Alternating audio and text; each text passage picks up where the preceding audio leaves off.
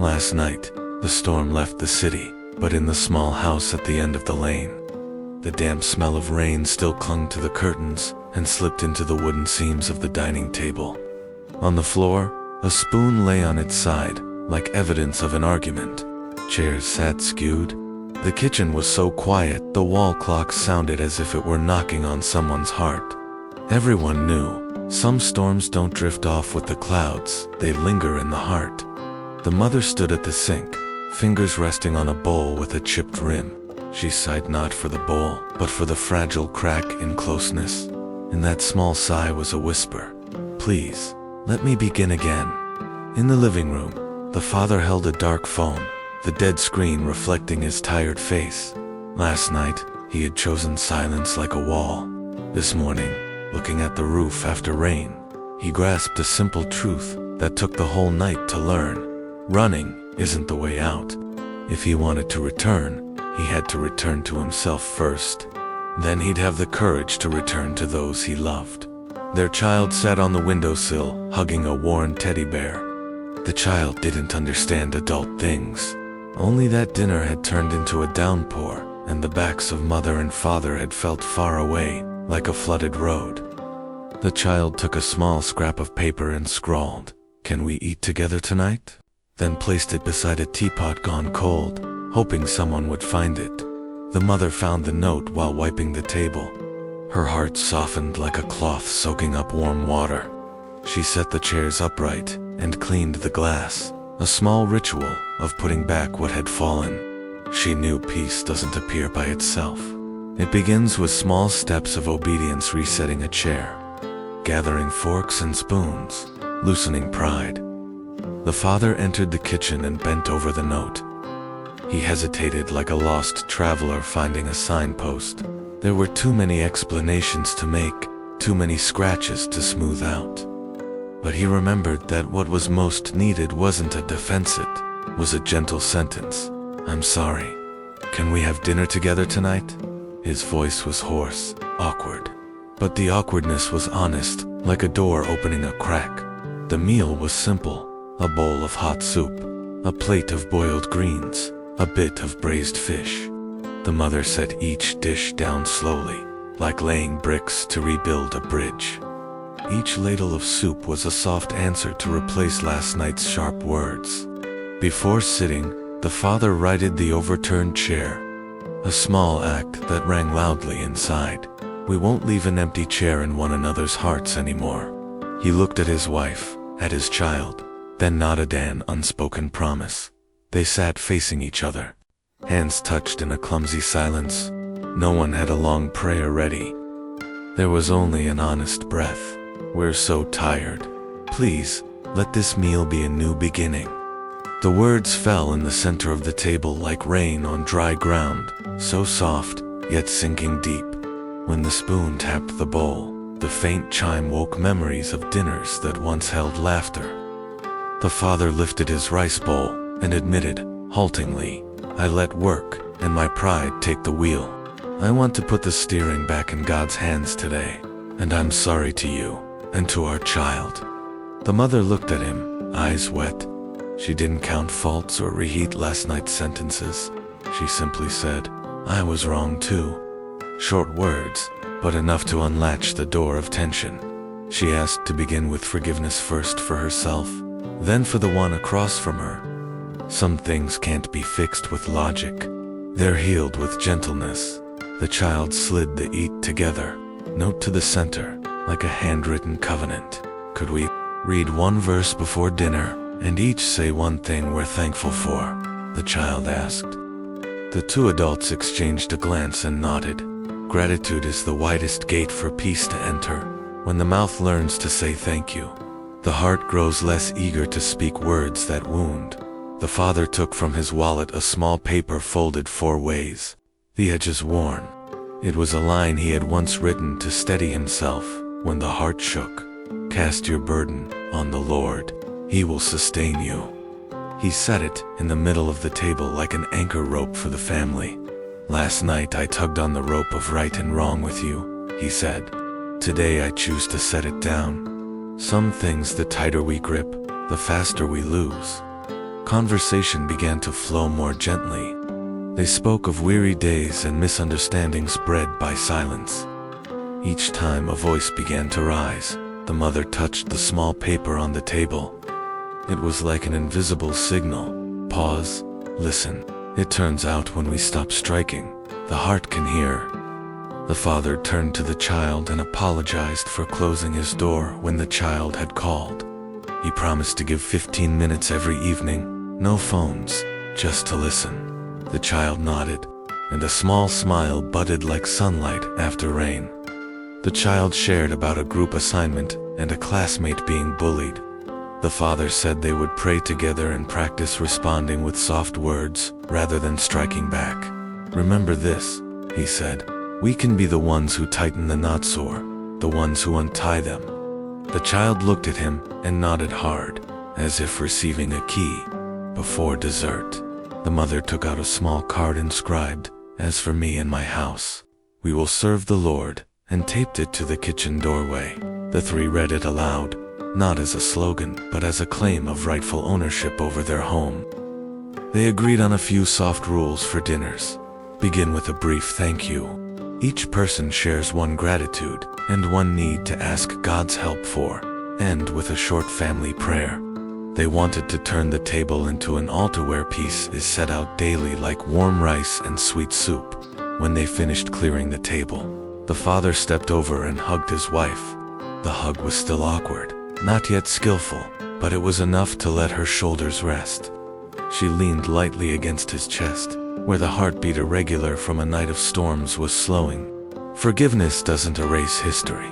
It unties the future. The child carried bowls to the sink and hummed a little tune. Outside, a few drops might still fall, but inside, the house had found sunshine. Before leaving the kitchen, the father opened the window. New wind swept in, carrying the smell of earth after rain. He said that today he would go to work with a lighter heart because the burden had changed hands. The mother snapped a photo of the card on the doorway and sent it to the family group chat with the line, "We're starting again tonight." She wasn't sure how anyone would respond, but she knew this. The seed had fallen into the soil. The rest was patient watering, with gentleness and long-suffering. That night, before bed, the three read a short passage together and prayed for a neighbor just admitted to the hospital. They learned to place the needs of others on their own table, as naturally as setting out dishes. When the lights went out, the father lay listening to Pharaoh refrain and understood. A miracle is not fireworks. A miracle is a chair set upright. It is a hand extended in the middle of "I'm sorry." It is a dinner becoming an altar. And then peace stands guard over the heart and mind, like a quiet sentinel. The next morning they wrote on a small board hanging in the kitchen, "The first dinner after the storm, God as our teacher." The words were a daily appointment. Keep the heart's door open, they decided. As far as it depended on them, they would live at peace starting at home. The following week they invited the grandparents over. The story spread, laughter lengthened, and another chair was pulled closer to the table. They realized that when they opened their home, God opened the heavens. Unity, however simple, is like precious oil. Its fragrance lingers on hair and sleeves long after the meal is done. Afterward, whenever clouds gathered, they remembered that evening and refused to let go of one another's hands. They chose to make peace quickly and not let the sun go down on anger. Douse the spark, and there's no blaze. They trained a steady habit. Before the meal, 1 minute of thanks. After the meal, 1 minute of intercession. And they discovered something lovely. Whenever they praised, chains fell not loudly, but surely. Their home became a shelter for many weary hearts who stopped by. The first dinner after the storm isn't the end of the road. It is the start of a new path with clear signposts. Seek God first. Trust Him in every way, and let Him straighten the course for this home. If you too have come through a storm, begin with a chair set upright, a small apology, a verse placed in the middle of the table. Then join hands and pray. Let the meal become an altar, and your house will glow with peace again. Because sometimes the greatest miracle is simply this: everyone sits down and stays. Monday morning, the alley still smelled of damp earth after the night rain. The father pulled the iron gate shut. The soft click sounded like the opening note of a new day. The bus stop at the alley's end was empty, the LED board blinking Route 06. He climbed aboard and chose a window seat. The glass still held streaks of mist like brushstrokes. Habit tugged his hand toward his phone. A packed calendar, unread emails, a callback 9 a.m. note. His thumb hovered, then stopped. In the glass he saw his reflection less hard-edged since the first dinner. After the storm, eyes that had learned to look a little slower. He slipped the phone back into his pocket and placed his palm over his chest, the way he had once set a hand on the back of a crooked chair. I set this upright. He closed his eyes. I pause, breathe, then surrender this day to you. The first breath was tight, the second longer, the third reached his belly. The engine's hum turned into accompaniment. Through the glass, sunlight poured down tin roofs in thin ribbons, as if someone were hemming light to the night's dark curtain in the quiet. His tasks filed back into order. Seek God, check on Ms. H, handle the contract with a peaceful voice, eat a real lunch, no phone, come home 10 minutes earlier, stay open if God puts someone in my path. He wrote them in a paper notebook, round letters teaching his eyes to read the right order again. The bus stopped. An elderly woman wrestled 2 heavy bags. He stood, offered his seat, took one bag. He smiled to himself. First task of the day: lift a burden. The bus banked. Sunshine slanted in and lit for words he'd underlined. First things first. He recalled a lakeside morning with the net-mending old man. Throw the net on the right side. He felt himself switch hands too, from hurry to stillness, from control to surrender. A draft slipped through the window seam, pulling in the faint scent of someone's raincoat. The woman asked for her stop. He pressed the bell.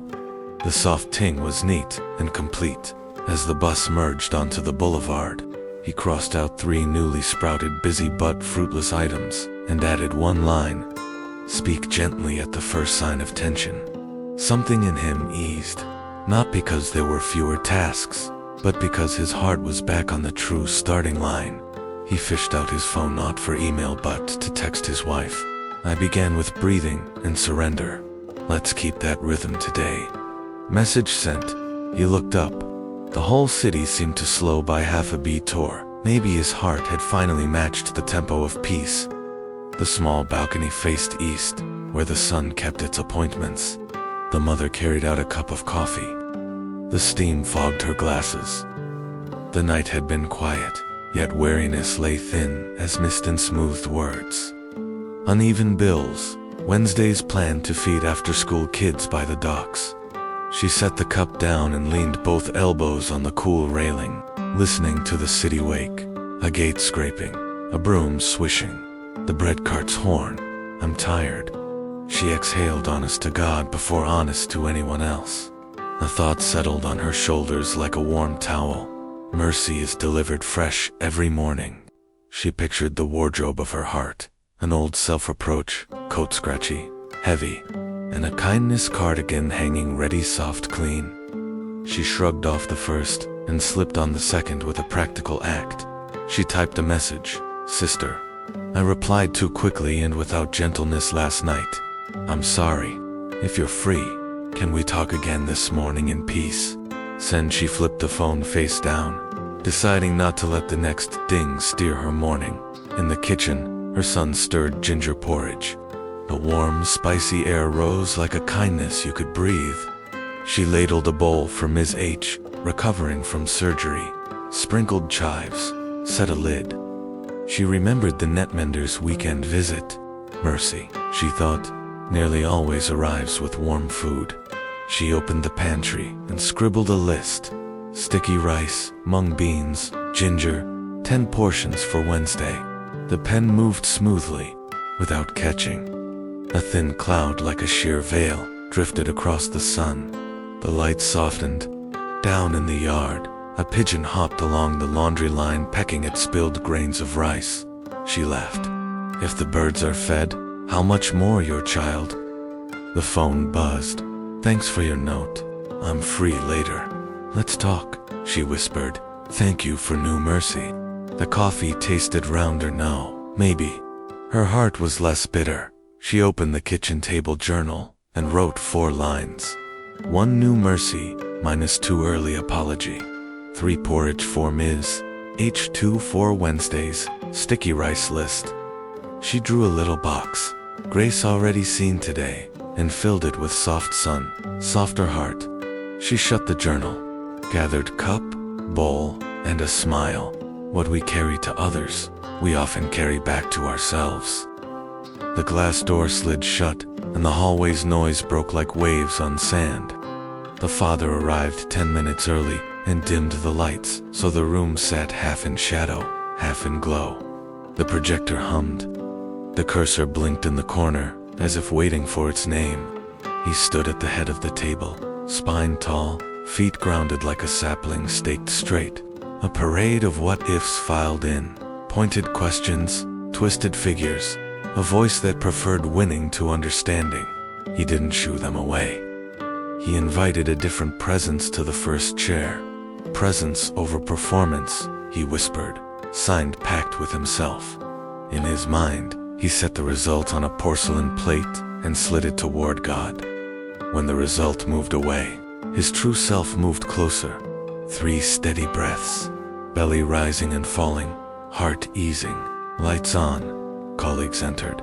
Chairs squeaked, papers rustled, someone cleared a throat. He opened with context rather than a headlong sprint to solution. When the partner tightened his tone on slide 7, eyes probing, the father didn't answer with a higher pitch. He lowered. You're right about that risk.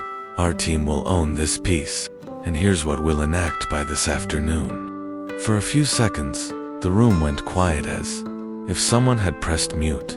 Not a brittle silence, but the kind that makes meaning audible. The approver nodded, asked 3 short questions, and signed 1 long stroke. Afterwards, he wound cables like untangling a nerve that used to not. A colleague leaned in. You said Lassand hit more. He grinned. I let peace do the talking. In the corridor, he paused 20 seconds to text his wife. Meeting went well. Let's keep the quiet rhythm. Then he stepped into the next task, light as after a small rain. Noon light shattered across the window pane, painting the sky on her laptop screen. The inbox badge flashed red, 99 plus unread. Every subject line tapped her temples with a tiny finger. The mother knew. Grab it all, and you'll drop it all. She closed the inbox, opened a blank document, and titled it, What I Cast on You Today. The cursor blinked an impatient little finger. Right, she typed. Deadline A. Wed. Husband's night shift. Ms. H's pain meds. This month's tuition. Wednesday sticky rice 10 portions. Nam, being bullied. The sigh I woke with. Fear of lack. Each line was a stone lifted out of her backpack. The desk didn't break. It was made to bear. Shoulders lowered. Spine lengthened. She added a final line. What I can't see you see. Save. The document rested there like a small altar in her workspace, the place where burdens change shoulders. She reopened the inbox. The number hadn't changed, but her eyes had. She highlighted 3 emails for response before 1 p.m. Scheduled the rest for after 3. Her phone buzzed. Last night, sister. Thanks for your morning text. I've got 10 minutes at 3. She smiled. New Mercy was already in circulation. She phoned the pharmacy to fill Ms. H's prescription and called a rider to deliver it. She messaged Ms. H. Ginger porridge will arrive before 1. Her sentences wore accents and full stops, no rush, no bite. A difficult email popped, inurgent, edgy. She laid her hand on the mouse, the way she had once laid a hand on the back of a chair at dinner set, it upright, then speak. She read twice, slowly, then typed, Thanks for flagging this. I'll resolve items 1 and 2 today. For item 3, may I propose? And her heart wasn't sprinting now. It walked. She stood for water and looked out. A cloud sailed by like a small boat. Boat, carry a little worry for me. She chuckled at herself and felt the tightness loosen. She opened the kitchen table journal and drew 2 columns. I cast and he carries. Under I cast, she listed fear of lack. Under he carries, she wrote last week's unexpected payment. She closed the journal, returned to the desk, and answered the 3 chosen emails. The inbox was still full, but her heart had made room.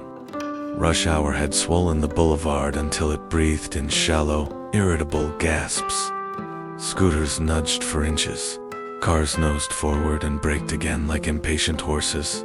Then the siren, then at first, then a silver blade through velvet noise. The father checked his mirrors. A white ambulance shouldered its way forward. Lights strobing red-blue over faces tight with hurry. He flicked on his indicator, angling toward a sliver of space by the curb. A horn blared behind him in protest. Another driver gestured wildly. He didn't answer. One hand rested over his heart, a practice he'd borrowed from the dinner table when he'd learned to set the crooked chair straight. Your peace doesn't depend on circumstances, he told himself. He eased his car aside.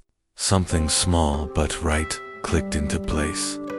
The van slipped through the narrow lane like a fish finding current. In a breath-long glimpse through the rear window, he saw a nurse's bowed head, a gloved hand gripping another hand. He didn't know whose story rode within an elderly man, a child, a mother, but he knew the only right prayer to offer strangers: mercy, Lord. The traffic exhaled. Complaints resumed around him, honks, mutters, a shouted insult rolling across metal roofs. He kept his gaze forward and felt the quiet settle, not like cotton stuffed in ears, but like a spine straightening. He texted his wife at the next red light, gave way to an ambulance. Home 10 minutes later, heart 10 minutes earlier. Send. He remembered candles cupped in palms during the blackout dinner, how light had not depended on power, but on surrender. The siren had been an interruption to many. To him, it became an invitation to align. 2 blocks later, the road narrowed again. A delivery bike wobbled, a sack of rice half loose on its rack. The father slowed and waved the rider ahead. The young man nodded, shook soft and merged. No witness, no thank you required. The father smiled at the small conspiracy of kindness that sometimes forms among strangers without a word. A driver brakes. Another yields. A patient arrives a minute earlier. Peace multiplied by subtraction, less insistence. More room as he turned into the alley. Dusk had begun to rest on laundry lines like a tame bird. A neighbor knelt, coaxing a stray dog out from beneath a cart with a plastic bowl of water. Good evening, he called. Evening, she returned. We do what we can. He parked and sat one breath longer, with the engine off, aware of the simple miracle that he could choose his inner weather even when the city could not choose its outer one.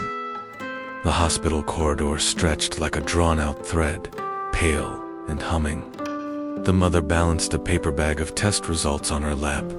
The corners softened where her fingers had worried them smooth. A wall clock ticked with officious patience. A child down the hall whimpered into his mother's scarf. 2 nurses compared schedules, sotto voce. Waiting gathered like condensation on glass, clear, cool, indisputable. Her reflex tugged toward her phone, search symptoms. Scroll forums, tighten fears, not with information's thread. She stopped. She had learned lately that not all motion is progress. She set the bag of results on the chair beside her as a visible act. You hold this, she said under her breath, not to the paper, but to the one who had turned paper into promise before. She put both hands palms down on her thighs, closing the circuit of fidgets. She pictured roots, not the showy green of leaves or the applause of fruit, but the underground quiet where a tree survives wind and heat by lengthening patience. Waiting, she decided, was root. The clock's second hand, insultingly small, made another circuit. She inhaled for 4, held for 4, exhaled for 6, and the fluorescent lights seemed less harsh. Make me strong here, she prayed here, meaning this chair, this hour, this unchosen pace. Her name wasn't on the next call, or the next, but on the third. The nurse glanced her way. Ms. H's friend. She rose, and her knees did not wobble as they sometimes did when she leaped from worst case to worse. The doctor spoke in durable nouns: dosage, schedule, follow-up. No miracle sentence, not yet, but a path instead of a pit. She asked her questions, not like a plaintiff, but like a partner. Back in the hall, she texted her son, "Bring the ginger porridge at 1. Doctor's plan is clear. We'll walk it together." She added a note to herself, "Buy a small plant for Ms. H.'s window, a green reminder that patience is alive, not passive." On the way out, the elevator doors opened, and a young man with bandaged knuckles stepped in. He held the door for a woman with a cane. The mother noticed the choreography of kindness and felt the ground of her heart firm 1 millimeter more. Outside, noon had pushed away morning's cool. She stood in the shade, and the hospital air sterile and humming fell off her like a coat she didn't need for the rest of the day. Waiting hadn't vanished. It had altered.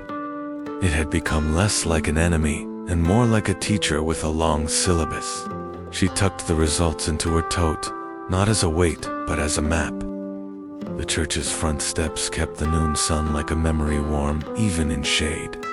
The father sat, elbows on knees, sweat slick at his temples. The morning had asked for more of him than he'd had to give. A terse call with a supplier, a misunderstanding with a coworker, a bill that arrived early, patience that arrived late. His breath snagged. "I can't push anymore," he admitted. The confession small and liberating as loosening a too-tight collar. Footsteps approached. The security guard, white mustache like a hyphen, held out a chilled bottle. "Hot day," he said. "Drink." The father drank. Water surprised him each time. Tasteless, yet somehow tasting of relief. He felt knots in his back concede under the ministry of shade and swallow. He remembered how many times he had chosen to add muscle when what he'd needed was to subtract pride. He had believed strength a matter of clenching. Now he suspected it had more to do with opening. He pulled out his notebook, wrote a single unvarnished sentence. "I am not enough for this in my own power." He added another, "That doesn't make me a failure. It makes me a candidate." He thought of other men under other trees, prophets, who had said enough and been met by bread and gentleness, not scolding. Perhaps God's way with the exhausted was less drill sergeant than nurse. Phone buzzing. The supplier again. He didn't swing his tiredness like a weapon. He answered slowly, owned what was his, refused what wasn't, and offered a next right step. The conversation ended without scorch marks. He closed his eyes, not to escape but to let his shoulders finish lowering. The guard had gone. A sparrow hopped up the steps as if to keep him company. He laughed softly at the tiny audacity of it. Back at the office, he didn't barrel through the afternoon. He chose one task that would make other tasks easier if done well. He delegated a second without shame, explaining, "I'm at capacity. I need your strength here." The colleague looked surprised, then taller. He sent a brief note to his wife, taking the small, faithful steps. "Meeting you at the table, not the edge." He realized that weakness had not taken anything from him that he needed. It had returned him to the gate through which real power enters. On his way home, the heat loosened its hand on the city. He stopped by the market and bought oranges, not necessary, but bright. The vendor weighed them, smiled, added one extra. "For your strength," she said. He put it in his pocket, like a sacrament of citrus. 4 streets converged with equal insistence, and zero courtesy, no lights, no painted priority, only a democracy of horns. The father idled at the mouth of the chaos. To the left, the familiar route, often clogged by delivery trucks. Straight ahead, the quickest in theory, suspicious in practice. To the right, a quieter road he hardly used, threading a warehouse district and a neighborhood of small workshops, where radio music leaked from open doors. His son hugged the gratitude box on the passenger seat. "Which way, Dad?" The father switched off the engine for one deliberate minute. He listened to the near sound of his own breathing and the far sound of a city coughing and singing. He had learned by now that the right road did not always advertise itself with neon, but it often wore peace like a subtle cologne. He glanced right. "Not easier, just truer, right?" he said, and the boy grinned as if they'd chosen adventure. They turned. The factories along the road hunched like quiet giants. A man in an apron rolled a rack of cooling bread to a doorway and waved them past. The father matched his pace to the slower street without irritation. The map app recalculated with a brief sulk, and then surrendered to the new arithmetic. At a junction, a blue truck hesitated. He waved it through. At the next, a woman pushing a cart of fabric samples looked both ways like a careful prayer and crossed. They reached a narrow bridge over the canal that the father had never noticed thus.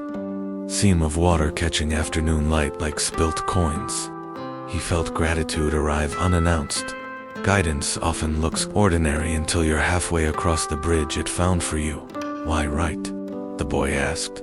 "Because that's where the peace was," the father answered, surprised at how simple the truth could sound.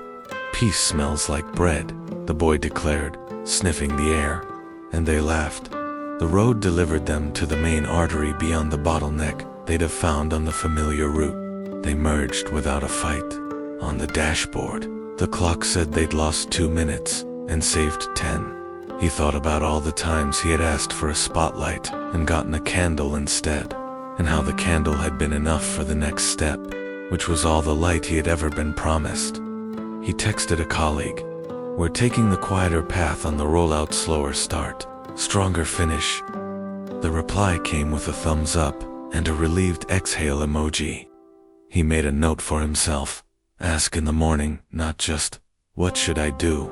but, "Where is the peace pointing?" Evening leaned against the kitchen window, and the refrigerator's hum sounded louder than its contents. The mother opened the door and met a small echo. Half a cabbage, 3 eggs, a heel of cheese, yesterday's cooked rice, Faith. She chose to laugh before she could sigh. "We'll make soup," she announced, "and invite the 2 kids from the end of the lane." The father glanced at the grocery envelope thin as a late moon. He nodded. "Soup stretches," he said, and meant more than broth. They worked like a duet. He sliced onion. She toasted rice in a pot till it smelled nutty, then poured in water with a flourish like a cheap magician conjuring luxury. Ginger, garlic, the heel of cheese, grated like a snowfall, the cabbage ribboned fine. The boy set the table and wrote a place card in pencil. Room for more. He taped it to the back of the extra chair that had been mended and blessed and renamed. She texted the neighbor's number that she'd saved after the storm dinner. "Hot soup at 6:30 if you'd like to join." Within minutes, a polite yes. At 6:30, the doorframe became a little customs gate where Lack surrendered its passport and enough was stamped in. The children put their elbows on the table and their gratitude under their tongues, which seasoned the broth better than salt. The father ladled seconds without calculating, after the dishes were washed, and the extra chair stood a little taller for having done its job. The mother's phone buzzed, a transfer notification from a client overdue payment released. Not riches, not rescue by trumpet, but enough. Right on time, she breathed, and the father said, right on God's time. They took a photo of the mended chair for the journal, not the internet, and wrote one line under it. Generosity is not a budget line. It is our identity. She looked again into the refrigerator before bed. The light was gentle on leftovers. That would become tomorrow's lunch. Behind the leftovers, an unglamorous Faith stood on its tiptoes and waved. She waved back. Provision, she was learning, did not always arrive as money. Sometimes it showed up as creativity, community, and courage to be open-handed while numbers looked closed. On the nightstand, she wrote 3 words on a sticky note and stuck it to the lamp. More than enough. Not a prediction, but a posture. The room exhaled. The refrigerator hummed like a cat. Sleep came with the contentment that does not check accounts in the dark. Night set the apartment's edges in velvet. The father lit a single candle on the small table he sometimes called the Lord's desk, opened a blue-covered notebook, and wrote a name he had not said aloud for months. The room grew attentive.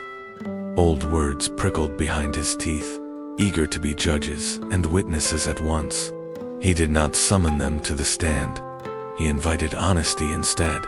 He wrote a letter to a person. He would not send it to careful sentences that did not clean the past, but did not roll in it either. He described the moment the friendship had snagged and torn. He confessed the thread he had pulled that made the snag worse. He let himself miss what had been good without coveting what was gone. Tears balanced in the meniscus and did not embarrass anyone. He ended with a slim, sturdy sentence. Today, I choose forgiveness so that I may live free. He folded the letter and slid it beneath his Bible, not as a pious trick, but as an enacted truth. Healing often lies hidden under promises before it rises into symptoms. The ache in his chest did not vanish like a coin.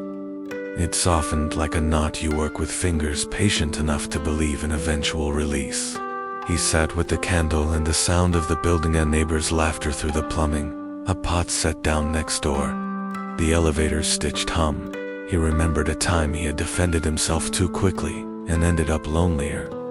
He remembered a different time he had shut his mouth, waited 3 days, and found gentler words growing where sharp ones had been. He wondered if healing had less to do with winning and more to do with consenting to be made whole. He blew out the candle and watched the thread of smoke write a brief cursive in the dark dot in bed. He told his wife, "I wrote the letter." She took his hand, that sacrament of human consent. "Thank you," she said, not for the letter, but for refusing to let bitterness weld a plate over a soft place. He slept deeply, no heroic dreams, just the decent rest of a man who had put one heavy thing where it belonged. In the morning, he didn't broadcast his act. He made breakfast, and when his phone flashed a memory from the friendship, he didn't flinch. He let gratitude sit beside grief, like 2 adults sharing a bench. He texted a different friend a simple blessing, not as a rebound, but as a seed. Morning found the doorframe a little altar. The child stood on tiptoe and pressed his palm to the wood, where a square of paper read in pencil, "This house belongs to the Lord." He spoke the names of those who lived under that roof: Dad, Mom, Ms. H, across the hall, who borrowed sugar. Grandpa on video calls each name a small lit candle. Then he touched the chair that had been mended, as if to check its pulse. The gratitude box swallowed another scrap. There will be laughter at the door today. They stepped outside. The alley's domestic symphony was tuning up scooters, clearing throats. A radio anxious to play the same song again, a broom clapping the ground. At the corner, a small dog trembled under a cart, collar tag clinking, lost. The boy crouched and spoke the universal language of invitation, a hand-extended tone softened to honey. The dog sniffed, debated, surrendered. The father looped a length of rope through the collar and tied it to a lamppost, wrote his number on a scrap, and slid it into the collar ring. Found they left a bowl of water. "We're watching our door," the boy said, "and someone else's." By noon, a man in work boots called. His relief pushed through the phone, as if it might break into gratitude physically. He arrived with a paper bag of oranges as thanks, the kind of currency the poor and generous use. He looked at the handwritten square above their threshold and nodded as if he recognized a flag dot later that day, before exits and entries multiplied. The mother stood again at the door and asked for angels around our comings and goings. A request she'd learned to make, not in fear, but in friendship. She toasted bread and thought of ancient posts painted with promise. She taped another note under the first, "Forgiveness spoken here." Protection, she'd learned, wasn't only about locks and cameras. It was about the climate hearts found when they came home. Evening spread itself across the tiles like a cool cloth. The found dog's owner texted a photo of the animal asleep on an old jacket, belly blistered. The child held up the phone as proof that small doors opened to big relief. The father rapped his knuckles lightly on the frame as he passed a habit now, the way some touch a lucky charm, not luck, love. The square held voices the way a bowl holds, fruit bruised and bright together. Vendors called, teenagers tested echoes with laughter, a street preacher whispered to a single listener. The flag above them all moved with an authority that was not force, but wind. The family stood near the fountain, where coins flashed brief hopes before settling. It would have been easy to narrate the country's wounds like gossip, to rehearse the week's fires. The flood's brown water, the latest argument that treated neighbors like enemies.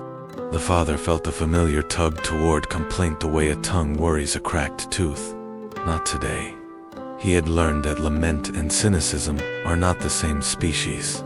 He wanted the first, the sorrow that loves enough to ache, then asks. "Let's pray here," he said, not loud. They did not kneel physically. Their chins simply tilted downward in a private bow, and their spines straightened as if carrying something together.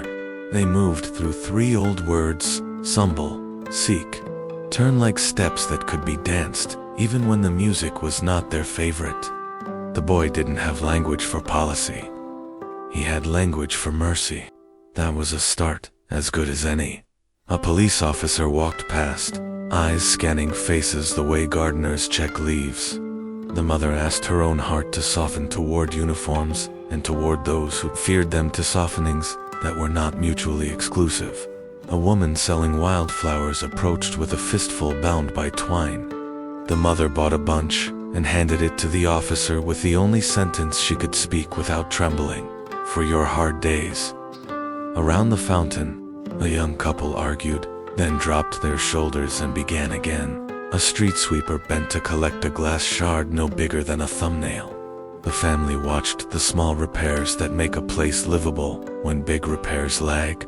"Heal our land," the father whispered, the land that was soil and story and system and soul. The flag lifted and fell like a breathing thing. On the way home, they decided to pick up trash on their own block for 15 minutes, modest sacrament of stewardship. The boy declared them custodians of this stretch of sidewalk, a title with more syllables than authority and therefore perfect. The mother wrote later in her journal, "Repentance cleans the inside of a cup. Responsibility polishes the outside. Both make it fit to hold water." The train was late, and lateness multiplied in the crowd like yeast. Announcements apologized and dissolved. A man in a suit checked his watch with theatrical suffering. A child drummed a candy box against a bench until his mother's patience thinned. The mother sat, slid her headphones over her ears, and did not press play. She let the world remain audible, but moved her mouth quietly to a hymn whose lyrics were older than her. Impatience. Gratitude did not come on command. It arrived like a shy bird, enticed by stillness. She held out a handful of crumbs. "Roof over us, seat under us, porridge received. Plan for, Ms. H. Sticky rice ingredients, waiting for tomorrow. Air in and out, mercy in and in again." One by one, the crumbs disappeared. The shy bird stayed. She found that Thanksgiving changed the temperature of the day, the way a sweater changes the temperature of skin, not the weather, the wearer. A teenage boy 3 seats down watched the rails as if they might confess their secrets. He looked spooked by his own thoughts. She prayed without interruption for a peace to sit beside him, invisible and convincing. The suitman sighed like a burst tire. She prayed for his appointment to either wait or to be kinder than he feared. She did not become the platform's chaplain. She simply refused to let the waiting turn her inward like a wilt. When the train finally slid in with the apologetic screech of machinery that has done its best, people surged. She stood, unstartled. On board, she gave her seat to the oldest person within arm's reach and steadied herself with the pole. The hymn continued behind her lips. Gratitude's work, she realized, was not to sprinkle sugar on inconvenience. It was to tether her to reality. God is here, and therefore, so is help. Her phone buzzed her friend's message from earlier. I felt your morning text, like a cool hand on a hot forehead. Thank you. She smiled, not at her own virtue, but at the economy of encouragement in which a sentence costs little and buys much. The train lurched into motion. Impatience loosened its demanding grip on the car like a toddler who'd finally been fed. She exited 3 stops later, lighter by nothing material and lighter, nonetheless. On the escalator, she whispered her new favorite rebellion against hurry. This is the day. The crowd did not become less crowd, but her heart rejoined the company of joy. Before the apartment fully woke, the father stood in front of the bathroom mirror. No pep talk, no self-manufactured gusto, just the quiet discipline of agreement. He met his own eyes, the same ones that had filled on the church steps and softened at the ambulance's wayland, raised his chin by the height of a promise. He picked up a marker and traced 3 small squares of tape already stuck to the frame. Square 1, seek first. He read it aloud, not as a slogan, but as a choreography. Steps 1, 2, 3. He imagined the day's meetings lined up like chairs and set each one upright in his mind. A 10-minute chair, just for God's presence. A phone call chair where he would choose listening over defense. A dinner chair where he would put the phone away. Not because screens are evil, but because attention is worship. Square 2, cast burdens. He pictured the inbox document titled, What I Cast On You Today, and felt his shoulders lower, as if invisible straps had been loosened. He rehearsed the posture of unclenching. I will not carry what you have offered to carry, he said. And a small protest in him sat down and folded its arms, but did not argue. Square 3, love people. Too general. So he made it precise. Ms. H.'s follow-up call. The colleague who felt left out. The neighbor whose jokes ran too blue for the boys' ears moved toward, each with language that built and did not erode. He wrote under the square, speak softly first. He drew a smiley face, so childlike, he almost erased it. He left it. He bent and kissed the crown of his sleeping son's head, that soft junction where prayers seemed to pass more easily. In the kitchen, the mother had her own ritual hand on the doorframe, blessing the threshold. Their practices did not make them superior. They made them ready.